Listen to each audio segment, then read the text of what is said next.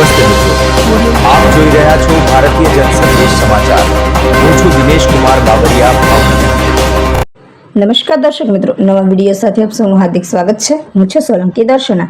સણોસરા જિલ્લા પંચાયત અને સણોસરા 2 તાલુકા પંચાયતમાં વિજય મેળવવા અને ગામનો વિકાસ થાય તેવી અપેક્ષા સાથે આ સભાનું આયોજન કરવામાં આવ્યું હતું, જેમાં મુખ્ય મહેમાન તરીકે પાલિતાણા વિધાનસભાના પૂર્વ ઉમેદવાર ઝીણાભાઈ ખેનીની ઉપસ્થિતિ રહી હતી અને સાથે સુરત આમ આદમી પાર્ટીના કન્સલ્ટ સેલના મહામંત્રી પિયુષભાઈ કાકડિયા પણ હાજર રહ્યા હતા। સણોસરા જિલ્લા પંચાયતના ઉમેદવાર શ્રીમતી મનીષાબેન જમોડ અને સણોસરા 2 તાલુકા પંચાયતના ઉમેદવાર હિતેશભાઈ મકવાણાએ પાર્ટીના કાર્યકર્તા સાથે ગ્રામજનોનો વિશ્વાસ જીત્યો હતો અને ગામના અલગ અલગ વર્ગના મહાનુભાવો દ્વારા ઉપસ્થિત મહેમાનોની પુષ્પગુચ્છથી સ્વાગત કર્યું હતું। બ્યુરો ચીફ દિનેશ કુમાર બાબરિયા ઘેટી સાથે રિપોર્ટર જીતેન્દ્ર સોલંકી સિહોર।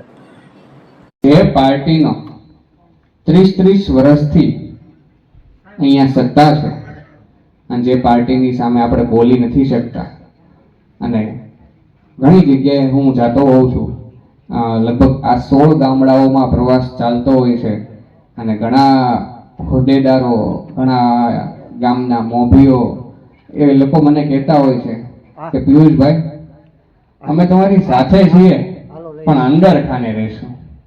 એટલે અત્યારે ગર્વની વાત એ થાય છે કે તમે સામી સાથીએ મારી સાથે અહીંયા બેઠા છો, એ સૌ બદલ આપ સૌનો ખૂબ ખૂબ આભાર અને વંદન છે આપ સૌને।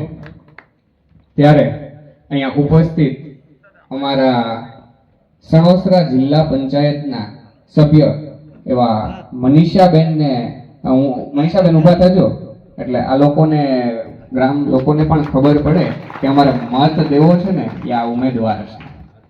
ત્યારે આપ સૌની વચ્ચે રામધરીના અને સણોસરા 2 સીટના ઉમેદવાર વિનંતી કરું કે આપ ઊભા થાવ, ગામને પણ ખબર પડે કે અમે ગામ લોકોએ એવા યુવાનને પસંદ કર્યો છે કે જેને આ બંને પાર્ટીઓને દોડતી કરી દીધી છે।